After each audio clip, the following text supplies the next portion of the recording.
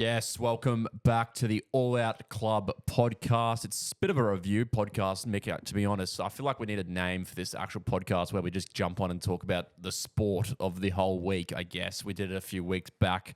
We've had a few issues in fair fight and between, but we are back and it's a bit of a downer sort of situation here, isn't it? Yeah, not how you want your summer to start, really. With a home L against India. Quite simply, it was a capitulation. It was a capitulation. And to be fair to India, they came here, to be honest, I don't think anyone was expecting that result. And to be fair to them, they just blew us out of the water completely. Yep. Bumrah, Unplayable. Unplayable. Crash came on a few weeks ago and he said, yes, Bumrah is an absolute master, but Shami is the one to watch. Bumrah, you couldn't play a delivery. No. Nathan McSweeney, he got two of the best deliveries in the whole game to get him out. He was darting him back in where, like, Marnus has won. At least offer a shot, mate. Yeah, offer some. But our quicks in the second innings were looking nowhere near as threatening as Bumrah, especially. It almost makes me think, is he cheating? Is he cheating? Well, Is Bumrah cheating? he's too good. There was photos circulating of his action that looked a bit suspect, but I think we've been over this a few. I think he's just times. very got a bendy action, nice and whippy. Look, there's a lot to dissect on why we. There's suck. a lot to dissect. Yeah, I just at the top of my head, lack of red ball cricket coming into this series. lots of lack of red ball cricket. Not playing at the Gabba first Test match. Yes, another issue. Shit ODI before. Why do we need the Test ODIs? series. Why do we need the ODIs? Old players. Old Washed players. Players. No hand-eye coordination left. What else? Virat Kohli may be back. Let's go back to the first thing that you said, which was what did you say first? It was the old players. No, what did you say? Lack of red ball cricket. Lack of red ball cricket. Scheduling issues. Mitch Marsh comes out today, or whoever comes out today, and I think they said, I think there's a bit of a concern with Mitch Marsh's bowling. He's pulling up a bit sore. Oh, fuck me. Well, mate, Mitch Marsh played, 3 Sheffield Shield games to start the year, didn't bowl one over. I went for a 800-meter run last week. I think I had like a couple of weeks off after exercise, and I felt terrible for a week.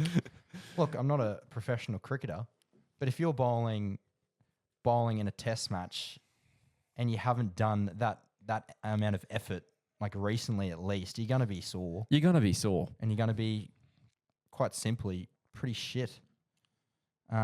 Look, everything went wrong. We lost the toss on what seemed to be a good batting deck. And there was probably a bit in it for the bowlers early. And as we saw, there was 17 wickets on the first day. But I think there was a good thing that Fox Cricket posted, and it was the development of the pitch as the actual test went on. It just got drier and drier and drier and just easier to bat. And you saw Jazzawal come out and just play excellently. Yeah, he's a freak. I think we knew he was a freak. I feel like maybe we were thinking back to former like young players who have toured Australia with a lot of hype around him, like maybe like a Prithvi Shaw or a Shudman Gill. Like he's like been that, good, but he hasn't struggled in Australia. But I think he's a class above them, and I think he might be not a future. I think he might be maybe not Virat Kohli level of fame in India, but he's going to be their next marquee player. I think he's got something like 10 Test hundreds now, which is remarkable. Well, he's got the most sixes in the calendar year by a long way. I think it's 10 Test hundreds, which maybe not that many, but still, like Cam Green was the young talent Australia was looking at. Like, this is the future. Injured at the moment. Who else is there? Well, that's the next concern, isn't it? Like, we have a full team, bar McSweeney, who is over 30. We have a man at the top of the order who, in his fairness, has done extremely well, Usman Khawaja. Like, he has continued to score runs over the last couple of years. He hasn't got the runs this year, and as you would think, concerns are now flowing through for most of the top order. I reckon if you could pick the next, you have your Australian team, then you have the Australia A team. So who's the next 11 best blokes? You go through that list and you'd be like, okay, our depth might be a bit tested here, I reckon. Yeah, like Nathan McSweeney was thrown into the deep end. He's not an opener. No, he's not. Very, very lovely technique, but he deserves a chance at 3 or 4. Yeah, but I think with this current state of the team and the assignment that he was tasked with, he's going to have to open at least the next test. And then if he goes well, do you give him another one? Obviously, but if he doesn't do well, then you got questions to be answered. So, all right, I'll put this to you. Next test match, what changes would you make, if any? I want to make a change. I know Adelaide, we've got a very good record under lights in Adelaide. I kind of agree with you that some of our bowlers may have lacked a bit of pace on the week, over the 5 days or 4 days. Bowling the same pace as... That can't be right. That Fox cricket thing, it can't be. It can't be. Because Cummins was bowling the exact same pace as Marnus. And if Marnus is bowling 130s, we've got serious issues with our bowlers then. Serious issues. Serious issues. S&C staff need a good looking at. But I think Australia historically also like to play the same lineup when possible every single test of home summer. Like, we haven't had that many changes to our bowling lineup over the course of a summer, and I just don't think they'll be able to do that this summer. So I think we'll see a Scott Boland, or who's the next cab of the ranks, like Lance Morris maybe. In Melbourne. So I think we'll see some changes for the 3rd or 4th test. I think they'll go the same team. Stark has a great record under lights. Why can't Marnus open? Well, he could. And it's the same logic. Him and McSweeney swap? It's the same logic as if McSweeney to go up the open and him not bat 3. Like, he's got the technique for it. So yeah, I like how Crash came on probably 4 weeks ago, and he said that Australia's lost their aura. Something along the lines of how Australia just doesn't have the batting sort of to outweigh India, and everything has just come to fruition at the moment. So look, I got full confidence in our bowling attack. I don't think I've had confidence in our batting for at least a couple of years. I feel like Crash sort of, I wouldn't say he meant we had like a lack of aura in terms of our talent. I think he more meant we don't have that aggression or intimidation we used to have maybe in the 2000s. And that could be a play where half our players are playing with the Indian players in IPL for absolutely a good stint of the year. But it feels at times that, like, if you're bowling 135, Stark, I know you can bowl 145 or at least 140. Like, we need extra pace, and I know you're our guy at the Heat. Spence. Like, back to selection, is he someone you want to get kicked? Well, I guess it's a rogue one, but I want to see some pace. It's a rogue one, and I feel like we don't have that guy at the moment who's just going to come on and bowl a spell of 3 or 4 overs just and absolutely rock their pants off. Like Brett Lee used to do it back in the day. Like, he doesn't have the best average when you actually look at it. But he was scary. God, he was scary. He scared them. Yeah. You had Glenn McGrath tightening them up, and then you had Binger just bowling bullets. Yeah, well, I just feel like Crash came on that week and just gave us such a great insight into... Yeah, he got hate, and he was right. He got hate and he was right. And I feel like he came on, he said, Australia are a nice team. And all the reports this week is how Australia no longer has any aggression and they're just a nice team. So, Crash, thanks for that insight about 4 weeks ago, man. I really, really appreciate it. He's listening. Yeah. Look, mate, lots of concerns for the second test, and rightfully so, under lights in Adelaide. To answer your question, though, I think we go unchanged. Unlikely for India to go unchanged, because you would think after winning a test match by 300 runs, you would keep the same team. No. But, you know, we have the likes of Rohit Sharma, Shami potentially coming back, Shubman Gill. There's 3 players that should just walk into the team, and they're only just going to get better. Like, Gill will come in. I think he's got like a finger injury. Sharma has to. He'll come back in. He has to. He'll open the batting with I'm just thinking about Jazzaw. Jadeja and Ashwin. Well, there's another 2 names. So there's 5 potential names that you could simply sub in and walk into the team. Because Jadeja's record in Australia, he averages 40-something with the bat. Yeah, I think he's played like 6 games, like 40 with the bat, like I think 27 or something with the ball. Yeah, look. What were our predictions? Well, I remember my prediction was 4-1. So we've got to win the next 4 games. Look, my predictions are already out the window. Yeah, my predictions are already out the window. But speaking of Jadeja, you have a combined team here for Australia versus India. Yeah, I'll Best get this lineup. out. Look, this is my Australian and Indian combined test team of all time. Disclaimer, this team was not made to bait comments. I'll just disclaimer that. This is actually what I think. Just based off the stats, pure Yeah, stats. this is just facts. I'll start with Hayden and Gavaskar. I don't think there's much. Maybe you can put... Actually, I'll restart. Hayden Gavaskar, Steve Smith, Sachin Tendulkar, Rahul Dravid, Ponting, Gilly, Jadeja, Warne, Glenn McGrath, and I'll throw in Bumrah. There's a very key notable exit of this team that's not in there. It's the man who just got 100 and supposedly has no aura anymore. Virat, I didn't even think about him. Didn't think about Virat. He's not even in my special mentions. Look, he's... Remember the disclaimer. Yes, he's just coming off 100. But in terms of all time, I think he's a far greater white ball talent. Your next in's probably like a... Don Bradman doesn't really count, but No, we're happy you to got leave your Bradman. Steve Wars, you know. No, it's a strong side, and it was, it Saywag, was tough to make. DVS. I'm sure. I'm sure it was tough to It make. was tough to make. Yeah. I'm sure I'll get a variety of comments where certain nationalities are at the end of their Instagram reel algorithm. Yeah, can we talk about that? If you don't know, we posted a video suggesting about Australia's lack of, or Australia getting out almost every time that you look at the phone. And suddenly we must have hit some sort of algorithm. We're doing or something right here. We've hijacked the Indian algorithm where our video has apparently ended up in a different continent, which I think is what Instagram Reels are supposed to do. Look, when I post the video, if you look at the hashtags, they're quite special. I've gone hashtag India versus Australia, hashtag India cricket, hashtag India cricket team, hashtag India cricket.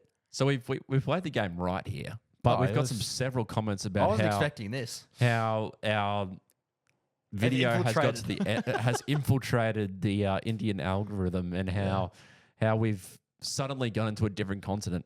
I'm all for it. Oh, Spread your hate because we're going to win the next 2 tests. please keep commenting. If you're not happy I didn't pick Virat Kohli, then comment. Because if we crack the Indian algorithm, I'm not talking millions of views. I'm talking tens of millions of views. Minimum. You're exactly right. Yeah, well, the second test is not till next Friday, so you've got some time, Australia, to rethink what's going to be happening. Here's a bold take. If Australia end up losing this series, I can see a possibility that Andrew McDonald won't be making it to the next summer of cricket in 2025, which is the Ashes, which could be huge. I go back to how influential is McDonald in the way the batters are performing. I don't think coaches in cricket, I don't think any coach would be able to fix what our batters are doing. Look, they'd have some idea, but You can't fix being washed. you can that's We're tough. not washed. Look, Uzi might not be making as much runs as he wanted to, but he had a very special commentary gig with Mark Howard and David Warner, who I must admit, I've been surprised with Davey in the commentary position because his insights are quite good. But they were commentating the T20 in Brisbane when we played Pakistan, one of those stupid T20s that we decided to play instead of doing some test practice. Yeah. Anyway, I'm not sure if you saw, but Usman Khawaja basically exposed Glenn Maxwell's setup for when he wants to play the reverse sweep and sweep. Good It was insight. remarkable.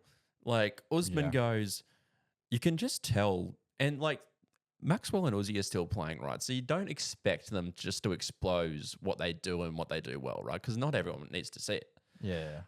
Usman goes on Fox Cricket, he goes, you can easily pick Maxwell and when he's going to do the reverse sweep because when he has a cue, when his bat's up, he plays a normal shot. But if he keeps his bat on the ground, that's his cue. We'll have a video playing, but that's his cue for when he wants to reverse sweep. It was unbelievable. He's been exposed. And every single time that he had his bat on the ground, he didn't lift it up. He reverse swept and reverse swept. He did. He hit him well. Maybe David Warner is an informant to the Indian He cricket could be team. an informant. If you're bowling to Steve Smith, that is what you bowl first ball. Yeah. Just an absolute beamer into your pads. I feel like a lot of our wickets weren't like some genius tactic. It was No. just us being horrible. Yeah, the shot selection was terrible. And I hate to go back on it, but there was just some terrible shot selections that game. Look, yeah, I know we weren't expecting to lose so dramatically, especially after day one. But is this a bit of a overreaction? There's always that side Is of it, there isn't a it? strong chance we just absolutely recover well? We 4-1 them. We 3-2 them. Oh, look, there's every possibility. And look, we're just two people on a podcast who like to say what they want to say. So, I opened the batting in grade 5. yeah, exactly right. But there is a possibility, and I can see why not. I think a lot of the dismissals on the weekend were more batter's judgment error than it was good bowling. And that I'm not going agree. to take away from Bumrah because Bumrah was quite sensational. Yeah. Look, But you there get was- me out yesterday. Yeah, he would. But there was some shots like Travis Head when he's on 80 something and he pokes his bat out to one. I don't know, like that's how he likes to play, but just like, come on, you don't have to play at it. There's a few of them like that, but yeah, I thought it was. We'll bounce back. We'll bounce back. Yeah, not really much more to comment on. I feel like India. Where are we at next? I feel like Gabba, we should win. MCG, we should. Sydney, not so sure. Not so sure. Adelaide, not so sure. If Shami plays in Adelaide, I'm concerned. Really concerned because he is such a master with the ball. He's a nibbler. You'll get that pink thing moving. So it'd be interesting. I will say though, what else is also interesting and a good segue is Ben Hunt has signed to the Broncos. Big switch to the NRL here. Lovely segue. Lovely segue. That's how you do it. I think, well, going back to Crash, he said that he didn't think that Benny Hunt was going to sign with the Broncos. They got a fantastic deal. 2 years, 550K, I believe it was, 1.1 mil for Ben Hunt. And you sort of think if you're a Dragons fan, what the hell, Ben? We paid you 1.1 million a year at our club, and then to go to Brisbane and pay 550. But it's such a good deal. I reckon they'll throw him straight in at 9, and he plays hooker. He'll eat the fantasy points. So if you want to play fantasy now, he'll eat the bloody fantasy points. That's for sure. As a Dragons fan, there's no bad blood there, Ben. I think for the Broncos, he is exactly what they need. Leadership. He's durable despite his age. He's going to fill in for Ezra, I think. Do you think he's going to play 5'8"? Like he hasn't played it before. He could. I think Reynolds isn't durable, so he could play 7 as well. I think it's a good opportunity for the Broncos to blood the next generation of like a Kobe Black because, you know, Adam Reynolds is gone next year. So he's got 1 year left. Then he's done. You've got Ezra Mam, who we don't know what's going to go on with that situation. It's looking like he's going to eventually come back and play. But I think it's just a great chance for the Broncos to say, Kobe Black, here's the jersey. It's yours for round 1. If you play good, great. We'll keep you on. But if not, we're just blooding the next generation anyway. We're giving them a chance. Well, when Ezra's back, a spine of Ben Hunt, Reynolds, Ezra, Walsh. It's premiership winning. They have no excuse to not be top 4. Don't give me, we've got a poor buy round schedule. Nah. I reckon Even a couple of injuries, like that team still should be making top 4 this year. No excuses. the Broncos should be premiership favourites now. Yeah. And that's not because of Ben Hunt. It's because of the system that's around him now as well. Because Watching Ben Hunt the few times he played hooker for the Dragons, I don't know if it's a hot take. It might be. I think he's the best hooker in the comp. well, even for the Maroons, right? He just Well, he's cooks the Australian number 9 as well. A lot of the times, like if you think about that combination, you got Walsh speed, you got Reynolds, who I'm telling him, mate, you're not carrying the ball once. No, you're a catch and pass man this year, Adam.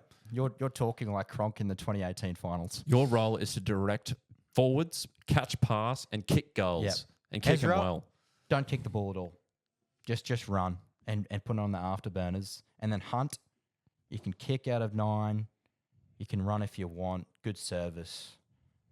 It's a wonderful team. It's a very good team. And then And, add Haas, Carrigan. We're not Broncos fans. If Broncos don't make top 4, disband the club. Legit, blow it up. Yeah. Blow it up. And like they got Take Madge right. for Cooper Flag. I like what Madge is bringing into the club. He's Reckon really the Madge coaching could go. I think it can go 2 ways, which is fairly obvious. It can go. He is not received well from the young players at all, and they absolutely despise him. Sort of like at the Tigers, where they just can't handle a strict, stern coach like that. Or it goes the complete opposite way. He extracts the most out of every single player. Everyone buys in. Everyone buys in. They absolutely destroy the competition. Yep. And like I love what Madge is doing at the moment. He came out today in the news. He sent Ezra on an unpaid labouring job while the NRL pays him $800,000. That's unreal. Imagine rocking it up to your labouring job. You're on about $25 an hour, and Ezra's working. This guy's on. No, what are you getting paid, mate? Fucking nothing. Well, it is what it is with Ezra at the moment. I mean, well, it's not is what it is. He's in some serious trouble. Yeah, he did some bad stuff. But at the end of the day, it is what it is, and you got to move on. That's what they got to be saying at the moment. Yeah, I wouldn't be buying him in fantasy. No, I wouldn't be buying him. And if people are if we've got a few DMs already, Not fantasy, man. we've got a few DMs It's already, coming. and I understand we're very good at it. Okay, we did come first. We like to tell people we came first, but Not often enough. we don't get into fantasy until about late February. So just hold off with the DMs at the moment. There'll be plenty coming. Even late February, like we'll put our advice in maybe January, Feb. Realistically, 96% of the things you say within those months means jack shit because it all matters on the first TLT. Take it from a man who did endless amounts of research before the first TLT in grade 9 science with, Oh yeah, and it doesn't matter. It does not matter. I had Russell Packer in. And it's funny. The year I went best in fantasy was the worst grades I got. So I just think, just wait until the first TLT, realistically. But because I always feel like you do this, you get your opinions on a player, and then the TLT fucks it, but you keep them because you don't want to go back on your original opinion, and then you cook yourself. But anyway, enough fantasy. Yeah, I think that's enough NRL news as well because there's really not much to cover because it's the NRL off season. Other than, did you see all the draw announcements of all the clubs? Yeah, there were some very funny draw announcements and some serious good content. As a Dragons fan, I was sort of looking like, where's our 2 points coming from? Really couldn't find any. And like, while we're talking about draws, Melbourne have the Easiest best one. draw I've ever seen. They Yeah. could well and truly be 14-0 without a loss, plus buy round points. They're my tip for the minor premiership because they have the easiest draw They'll go 15-0. I've ever seen. Yeah, it is weird. I think the Sharks always have a good one. And so do the Broncos, so they have no excuses as well. Yeah, it's funny that. They don't seem to travel much, the Bronx. Well, we'll end the pod on this, mate. The Wallabies Grand Slam chances are over after a very disappointing loss to Scotland. Look, as a Wallabies fan, You got to change your profile pic. I Just do. Quickly. I do. Like as a Wallabies fan and staying up till 11:40 at night for what was our worst game this year, it was a distasteful sort of feeling in my mouth, really, wasn't it? It was a distasteful thing. We lacked cohesion, I think. Noah, awful. Noah had a shocker. Noah is the worst person on the field. Noah. Referee. Referee wasn't great. I don't think he was as bad as Noah, and this is not to take anything away from Noah, it's stepping stones. And I've been saying this, us picking Noah for the Wallabies is like McSweeney picking himself, like us picking Noah for the Wallabies is the same as McSweeney for the Ashes. You just got to stick and pick and stick pretty I much. thought you were going to say stay with me now. No. Stay with me now. That's what I mean. Pick and stick with the Wallabies and the Oz Test team because we're only going to get better. British and Irish Lions tour next year. I've got the tickets. I'm ready to go. If the Wallabies in, maybe I'll give them a year. If we're world class, best in the world, this is a big hypothetical. Wallabies haters, stay in your lane. Please stay in your lane. And there's a man that runs this podcast with us who hasn't stayed in his lane. He usually sits right there. He hasn't stayed in his lane recently, and he's copped it because we've been great. Rugby league and Union can coexist. It can. They did for years. Australia was the best at both codes. You're gone. Can you hear me? I muted you. Anyway, rugby league and Union can coexist. We did for years. Yeah. We can have talents in both. We can have cross codes.